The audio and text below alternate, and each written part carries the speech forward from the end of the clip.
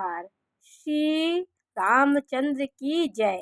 भगवान श्री रामचंद्र जी का आज ही के दिन 22 तारीख को पहला महीना 2024 को अयोध्या में भव्य प्राण प्रतिष्ठा हुई थी। सारा भारतवर्ष दिवाली मनाया था, उनकी पूजा पाठ हुई, प्राण प्रतिष्ठा हुई। तो आज भी 22 तारीख है, पहला महीना 2025 आ गया, 1 वर्ष हो गया भगवान रामचंद्र जी को हमारे अयोध्या में निवास करते हुए। तो भगवान राम अयोध्या में साक्षात विराजमान है। बाल रूप में भगवान श्री रामचंद्र जी का भव्य मंदिर बन के तैयार है और भगवान रामचंद्र जी आज ही के दिन हमारी धरती पे अयोध्या में निवास किए थे। तो भव्य प्राण प्रतिष्ठा, जब धरती पे सूक्ष्म रूप में भगवान निवास करते हैं तो सारा धरती एक भक्तिमय हो जाता है। पूरा भारत देश इस समय जब से रामचंद्र जी अयोध्या में आए हैं तब से भारतवर्ष एक सनातन धर्म और धर्म की पताका लहरा रही है। भारतवर्ष में हमारे योगी जी और मोदी जी का सनातन को प्रकाशित करने के लिए इनका कोटि कोटि धन्यवाद। इन्होंने हमारी सोई जो सनातन परंपरा थी, हमारे धर्म ग्रंथ, देवी देवता जो दुखी थे धरती के अत्याचार से, वो प्रफुल्लित हो गए हैं। इसलिए भगवान रामचंद्र जी का भव्य मंदिर हमारे लिए बहुत ही बड़ा, हमारे लिए आदर्श का प्रतीक है। तो भगवान रामचंद्र जी की कुछ विशेषताओं के बारे में मैं जानकारी दूंगी। रामचंद्र जी के जन्म के बारे में किस पुराण में कहाँ पे वर्णन है, तो रामचंद्र जी का जन्म कहाँ हुआ था, किस पक्ष में हुआ था, कहाँ पे किस मास में हुआ था, तो ये वाल्मीकि रामायण में 18वें अध्याय में 8वें, 9वें और 11वें श्लोक में वर्णन मिलता है। चैत मास शुक्ल पक्ष 9वीं तिथि, पुनर्वसु नक्षत्र, कर्क लग्न और कर्क राशि में भगवान रामचंद्र जी का जन्म हुआ था। तो जब हमारी देव आत्मा जन्म लेती है तो बहुत ग्रहों का इतना संयोग हो जाता है कि वो ग्रह सब अच्छे अनुकूल में आकर के बैठ जाते हैं, तो परम सत्ता का जन्म होता है। रामचंद्र जी के 5 ग्रह उच्च के थे, सूर्य, मंगल, शनि, गुरु और शुक्र। ये 5 ग्रहों की उच्चता से भगवान राम विश्व विजयी भगवान राम हुए और अभिजीत मुहूर्त में उनका जन्म हुआ था। तो ये हरि का प्रिय नक्षत्र होता है। हरि के प्रिय नक्षत्र में भगवान रामचंद्र जी का जन्म हुआ था। तो अभिजीत मुहूर्त कुछ मिनटों के लिए लगता है, 11:30 से लेकर के उस मिनट 12 बजे के थोड़े से बाद, मतलब कुछ वैसे ग्रहों का वो होता है तो वो लगता है, उसका एक समय निश्चित होता है। वो 12 बजे के पहले, 12 बजे के बाद कुछ समय के लिए लगता है, वो मिनट पे आधारित होता है। तो तुलसीदास जी ने भी रामचरितमानस में रामचंद्र जी के जन्म का वर्णन किया है। उन्होंने लिखा है कि 9वीं तिथि मधुमास पुनीता, शुक्ल पक्ष अभिजीत हरिप्रीता, मध्य दिवस अति शीत न घामा और पावन काल लोक विश्रामा। पावन काल में भगवान रामचंद्र जी का जन्म हुआ था। उस समय ना बहुत शीत था, मतलब बहुत ना सर्दी थी ना बहुत गर्मी थी। चैत का महीना था, शुक्ल पक्ष में, मधुमास के शुक्ल पक्ष में अभिजीत मुहूर्त में भगवान रामचंद्र जी का जन्म हुआ था। जन्म लेने के लिए ये मुहूर्त भगवान निर्धारित करते हैं। अपने जन्म के जब परम सत्ता धरती पे जन्म लेती है तो वो इसी तरह मुहूर्त में, ऐसे योग में, ऐसे ग्रहों की स्थिति बनती है आकाशमंडल में जो परम सत्ता का जन्म होता है। तो आकाशमंडल में तारे, उपग्रह, नक्षत्र सब अनुकूल हो जाते हैं जब प्रभु का जन्म होता है। तो ये बहुत ही सुयोग्य समय होता है जब भगवान इन नक्षत्रों में, इन राशियों में जन्म लेते हैं। तो विष्णु के 7वें अवतार के रूप में भगवान ने जन्म लिया था। जब जब होई धर्म के हानि, बाढ़हि असुर अधम अभिमानी, तब तब प्रभु हरि धरि विविध शरीरा, हरहि कृपा निधि सज्जन पीरा। विप्र धेनु सुर संत हित, लीन मनुज अवतार, निज इच्छा निर्मित तनु, माया गुण गो पार। भगवान इसी तरह माया से रहित कैसे हुआ? माया से रहित मतलब ईर्षा, द्वेष, लोभ और जितनी भी मानवीय विकार होते हैं, विषय होते हैं, उनसे रहित होकर निष्काम और पावन शरीर धारण करते हैं भगवान। तो भगवान राम ने लीला भी की। जब सीता जी का हरण हुआ था तो उन्होंने वृक्षों से, आपकी मृग से, पक्षियों से, हिरण से और मधुकर भौरों के वृंद से उन्होंने पूछा कि रो करके भी उन्होंने लीला की कि जैसे मनुष्य है वो वियोग में रोता है, तो भगवान भी रो करके भी भगवान ने दिखाया कि हे खग मृग, हे मधुकर श्रेणी, तुम देखी सीता मृग नैनी। उन्होंने इस प्रकार दुख जताया। मानव शरीर के जितने धर्म होते हैं, जितनी पीड़ा होती है, मनुष्य जब हम धर्म लेते हैं तो हमें पीड़ा का अनुभव होता है, दुख सुख का अनुभव होता है। भगवान को तो ये सब अनुभव नहीं होता है। उन्होंने साकार रूप धारण किया था, लेकिन इन व्यवस्थाओं से आबद्ध हो करके भी भगवान भी इन लीला को करते हैं।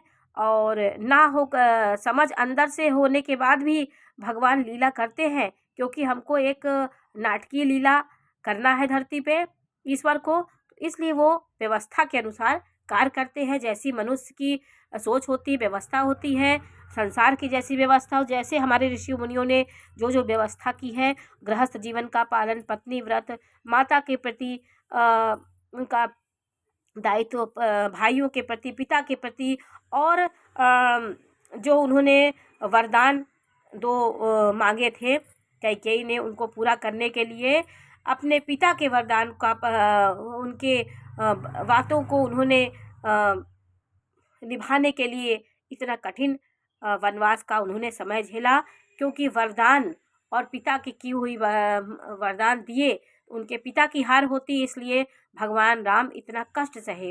अपने पिता की मर्यादाओं का पालन करने के लिए माँ के सब चीज़ को उन्होंने धरती पे दिखाया कि कैसे सब लीलाओं को करते करते जब हम सारे व्यवस्था को संभालते हैं तो अपने को हम भूल जाते हैं।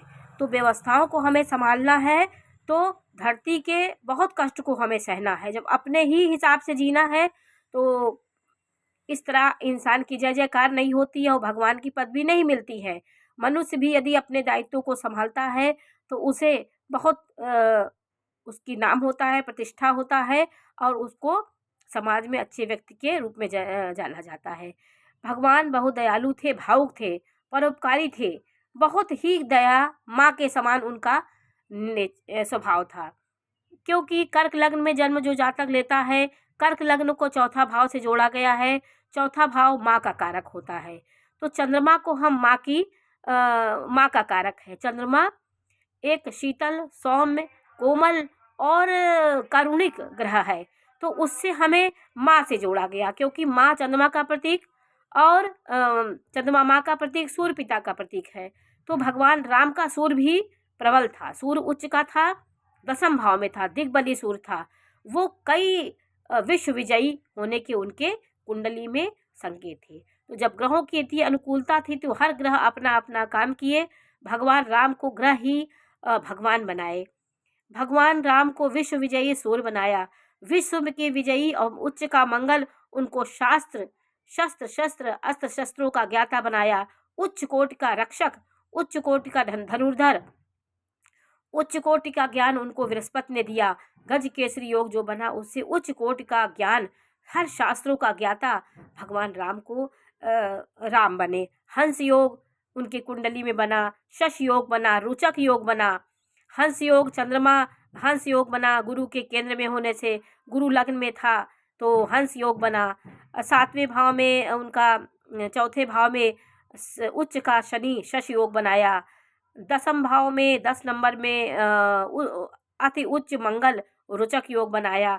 ये सब ऐसे कुंडलियों में, महान व्यक्ति के कुंडलियों में ये सब चीज़ें अपने आप हो जाती हैं। सूर्य, शुक्र, राहु ये सब अपनी राशियों में थे। चारों केंद्रों में चतुर्सार नामक योग बन रहा था।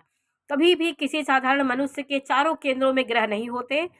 अगर होते भी हैं तो वो जातक बहुत उच्च पद पे पहुंचता है, बहुत नामी व्यक्ति होता है। चारों केंद्रों में ग्रह होने से चतुर्सार नामक योग का निर्माण हो रहा था रामचंद्र की कुंडली में। कर्क राशि से कौशल्या के समान माता का उनको मिलन हुआ। कैकेयी भी उनको बहुत मानती थी। जो भी ये विधि विधान से जो भी लीलाएं हुई सरस्वती जी मंथरा के मुँह में बैठी, उनके मुँह से जो भी निकला ये सब हमारे देवताओं की करामात थी। क्योंकि राम जब अच्छी चीज़ जन्म लेती है धरती तो कई लोगों का काम बनाने के लिए सब लोग उसके पीछे लगते कि मेरा काम हो जाए, मेरा काम हो जाए। तो जब रामचंद्र जी का जन्म हुआ तो भगवान थे, तो जब वो राज्याभिषेक होने जा रहा था छोटी उम्र में, तो देवताओं में षड्यंत्र हुआ। देवता परेशान हो गए कि अगर ये राज्याभिषेक हो जाए तो अयोध्या में ही रह जाएंगे, अयोध्या के ही राजा बनेंगे, क्योंकि ग्रह नक्षत्र उनको विश्व विजयी बनाना चाहते थे। इसलिए संघर्षों के साथ भगवान रामचंद्र जी हमारे आदर्श मर्यादा पुरुषोत्तम राम इन ग्रहों की वजह से ही बने। सारे ग्रह उनके अपनी अपनी ग्रहों के अनुसार उनको फल दिए। तो उनका मंगल उच्च का होने से, मंगल उनका उच्च का था, तो इसलिए वीर भाई उनके थे।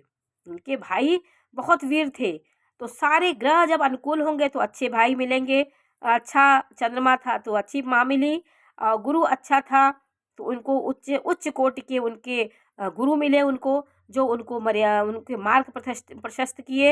हर जगह उनको गुरु मिल करके उनको सही प्रेरणा दिए। आपका जब भी गुरु अच्छा होगा कुंडली में, अच्छी स्थिति में, तो आपको अच्छे गुरु से आपका सामना मिलेगा, जो आपके जीवन की दिशा और दशा बदलते हैं। राहु पराक्रम भाव में था, तीसरे भाव में राहु की उपस्थिति जातक को महापराक्रमी बनाती है और जातक को बहुत उच्च पद पे ले जाती है।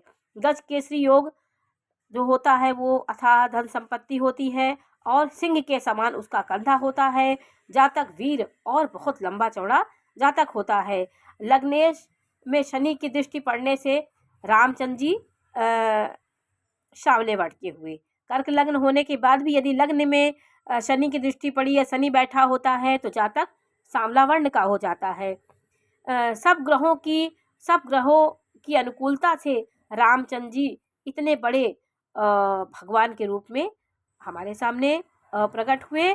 सब ग्रहों की माता चंद्रमा को कहा जाता है। किसी के हृदय को शत्रु नहीं मानते थे। भगवान रामचंद्र जी का जो कोमल हृदय था वो को भी शत्रु नहीं मानते थे। उनके कल्याण की भावना से उनका वो अहंकार नष्ट करने की उद्देश्य से वो उनका विनाश करते थे। किसी के प्रति रावण को भी मारने से पहले उन्होंने उसको नमस्कार किया और उसके प्रताप को, उसके गुणों को उन्होंने नमन किया कि इतना योग्य होने के बाद भी रावण इस प्रकार अपने कर्मों से इस तरह की नीति करने लगा, इस प्रकार का अत्याचार करने लगा। तो रामचंद्र जी किसी को अपने उद्देश्य से नहीं मारते थे, अपने अशत्रु के उद्देश्य से उसको नहीं मारते थे। तो भगवान रामचंद्र जी हमारे बहुत दयालु और सबके प्रेम सबके लिए न्यौछावर रहते थे। राम के जीवन का उद्देश्य धर्म की स्थापना थी।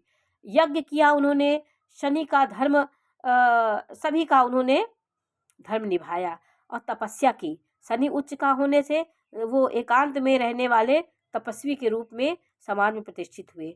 शनि जिसका उच्च का होता है जातक उच्च कोट का तपस्वी होता है और कर्मशील जातक होता है।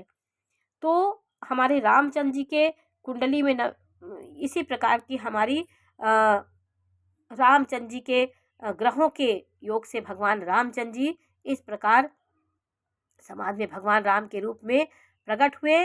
और भगवान रामचंद्र जी आज भी जिस प्रकार रामचंद्र जी की ग्रहों की स्थिति थी, आज भी वो स्थिति होना मुश्किल है, क्योंकि जब अद्भुत सत्ता जन्म लेती है तो ऐसे ग्रहों की स्थिति होती है। वो हमारे ज्योतिष में बताया गया है, ज्योतिष शास्त्र में जो हमारे ग्रंथ है उसमें इस प्रकार की योग होने से भगवान राम या ऐसे भगवान राम की तरह ऐसा जातक जन्म लेता है जो भगवान की पदवी पाता है। आज हमारे जो भी व्यक्ति बहुत बड़ा काम करता है उनके ग्रहों की वजह से वो जातक इतना विशाल हृदय का होता है और धरती पे इतना बड़ा बड़ा काम करता है।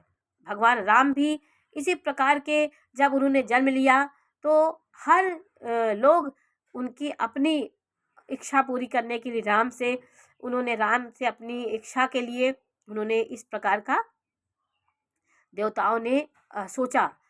जब रामचंद्र जी रावण को मार के आए तो उन्होंने ब्रह्म हत्या लगी थी। भारद्वाज ऋषि जो प्रयाग में है, भारद्वाज ऋषि के आश्रम में उन्होंने पूजा पाठ किया, ब्रह्म हत्या के दोष का उन्होंने विधि किया। भारद्वाज ऋषि ने किया, तब वो अयोध्या पहुँचे तो उनका भव्य स्वागत किया गया। दीपावली का त्यौहार मनाया जाता है जिस दिन वो रावण को मार के आए। तो रावण के मरने और जो दीपावली का त्यौहार होता है, रावण को जब मारे थे तो विजयदशमी थी। विजयदशमी के बाद वो मारे, फिर भरद्वाज ऋषि के आश्रम में आए, फिर घूमते हुए वो दीपावली के दिन घर पहुँचे। तो भव्य दीपावली मनाई जाती है, भगवान राम के आगमन का त्यौहार मनाया जाता है। तो भगवान राम अधर्म का नाश किए, धर्म की स्थापना की, मर्यादा पुरुषोत्तम भगवान राम के रूप में समाज में और विश्व विजयी हुए। इसी प्रकार हमारे कोई भी महान आत्मा जन्म लेती है तो ऐसे ग्रह नक्षत्रों का संयोग बनता है, जहाँ तक ईश्वर का दर्जा प्राप्त करता है और समाज में प्रतिष्ठित और सम्मानित होता है। भगवान की लीला तो ऐसी थी जो हम और आप इनसे अनभिज्ञ हैं। नमस्कार।